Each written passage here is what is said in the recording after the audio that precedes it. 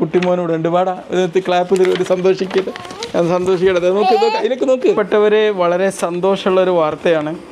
കഴിഞ്ഞ 2 ആഴ്ച മുമ്പ് ഞാൻ പറഞ്ഞല്ലോ, നോമ്പൊക്കെ കഴിഞ്ഞ ഉടനെ എൻ്റെ ഹോൾ ബോഡി ചെക്കപ്പ് ചെയ്തപ്പം എൻ്റെ ട്രൈഗ്ലിസറൈഡ്സ് ലെവൽ വളരെ ഹൈ ആയിരുന്നു. എൻ്റെ HDL കൊളസ്ട്രോൾ പറ്റ കുറവായിരുന്നു.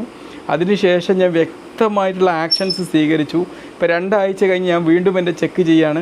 അന്ന് BP ഞാൻ പറഞ്ഞല്ലോ, കുറച്ച് ടെസ്റ്റ് ചെയ്യുന്നതിൻ്റെ ടെൻഷനോട് കുറച്ച് BP കൂടിയിരുന്നു.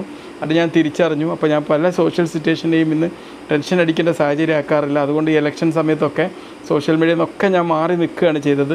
കാരണം അനാവശ്യമായിട്ട് സ്ട്രെസ് ഉണ്ടാക്കുന്ന സിറ്റുവേഷൻ വേണ്ടാന്ന് കരുതിയോണ്ടാണ്. കാരണം നമ്മളെ ആരോഗ്യമാണ് നമ്മളെപ്പോഴും വിജയിപ്പിച്ചെടുക്കേണ്ടത്.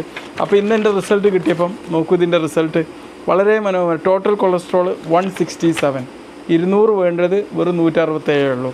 അന്ന് ട്രൈഗ്ലിസറൈഡ്സ് ആയിരുന്നു കൂടിയത്. അപ്പോൾ ഇന്ന് ട്രൈഗ്ലിസറൈഡ്സ് നോക്കണം, 180 വരെ നോർമൽ ഉള്ളത് എനിക്ക് 135 കിട്ടിയത്. അതും വളരെ കറക്റ്റായിട്ട് നോർമലായിട്ട് കിട്ടിയിരിക്കുകയാണ്. അന്ന് എനിക്ക് 456, മനസ്സിലായില്ലേ? അന്ന് എന്താ സംഭവിച്ചത്, ഞാനിന്ന് കുറേ ജ്യൂസും പഞ്ചസാര ഇട്ടൊക്കെ കഴിച്ചിരുന്നു. അതിനുശേഷം അതൊക്കെ വളരെ റെസ്ട്രിക്റ്റ് ചെയ്തു. HDL കൊളസ്ട്രോൾ അന്ന് എനിക്ക് കിട്ടിയത് വളരെ കുറവായിരുന്നു, 34. HDL കൊളസ്ട്രോൾ നമുക്കറിയാം, അത് ശരീരത്തിൽ കൂടുതൽ വളരെ അനിവാര്യമുള്ള കാര്യമാണ്. അതിന്ന് വളരെ കൂടി 53 നോർമലിലെത്തി. ഹൈ നോർമലിലേക്ക് പോകുന്നത് അത്രയും നല്ലതാണ്. എന്താ ഞാൻ ചെയ്തത്, മീനൊക്കെ കൂടുതൽ കഴിക്കാൻ തുടങ്ങി. അതുകൊണ്ട് അത് HDL, വെജിറ്റേറിയൻസ് ആണെങ്കിൽ അതിനനുസരിച്ച് കഴിക്കാം. അപ്പോൾ വെറും 2 ആഴ്ചത്തെ തീരുമാനം കൊണ്ട് ഇപ്പോൾ എൻ്റെ മെറ്റബോളിക് സിൻഡ്രത്തിൽ അന്ന് 4 ക്രൈറ്റീരിയ ഉണ്ടായിരുന്നെങ്കിൽ ഇന്ന് എനിക്ക് മെറ്റബോളിക് സിൻഡ്രത്തിൻ്റെ 2 ക്രൈറ്റീരിയ കട്ടാക്കാൻ എനിക്ക് പറ്റി. ചുരുക്കി പറഞ്ഞാൽ മെറ്റബോളിക്സ് നമ്മൾക്ക് 5-ൽ 3 എണ്ണം ഉണ്ടാകുമ്പോഴാണ് മെറ്റബോളിക് സിൻഡ്രം ഉണ്ടെന്ന് പറയാം. അപ്പോൾ ഇപ്പം എനിക്ക് പൊണ്ണത്തടി എന്നുള്ള റിസ്ക് മാത്രമേ ഉള്ളൂ. ബാക്കി എല്ലാ റിസ്ക്കും നമ്മൾ പ്രയത്നം കൊണ്ട് ഇല്ലാതാക്കി എന്നുള്ളതാണ്. ഇനി പൊണ്ണത്തടി കുറക്കാനുള്ള ശ്രമങ്ങളും 2-2.5 കിലോ അതിനുശേഷം എനിക്ക് കുറക്കാൻ പറ്റി. അന്ന് എനിക്ക് 181 ആയിരുന്നു, ഇപ്പോൾ 179 എന്നൊക്കെ ലെവലിലാണ് പോകുന്നത്.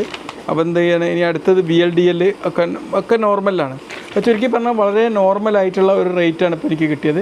ഇനി എനിക്ക് ഒരേ ഒരു കാര്യം ശ്രമിച്ചാൽ മതി, കുടവയർ, എൻ്റെ വിസറൽ ഫാറ്റ് കുറക്കാൻ വേണ്ടിയുള്ള ശ്രമങ്ങൾ ഉണ്ടാവണം.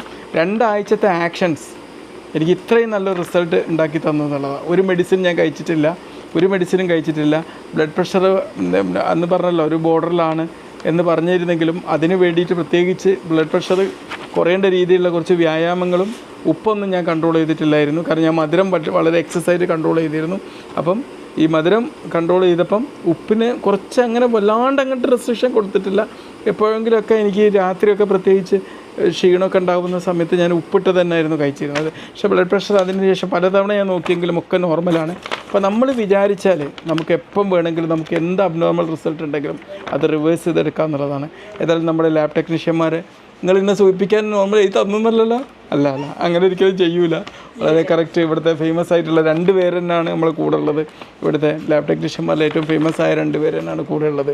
ആരെന്ന് പ്രത്യേകം പറയുന്നില്ല, അതാരും ആവാം. ഓക്കെ, നമ്മൾ അതിലേക്ക് നോക്കി, ഇത് നമ്മളെ സ്വന്തം ഇതൊക്കെ ഓക്കെ എന്നാൽ പോയി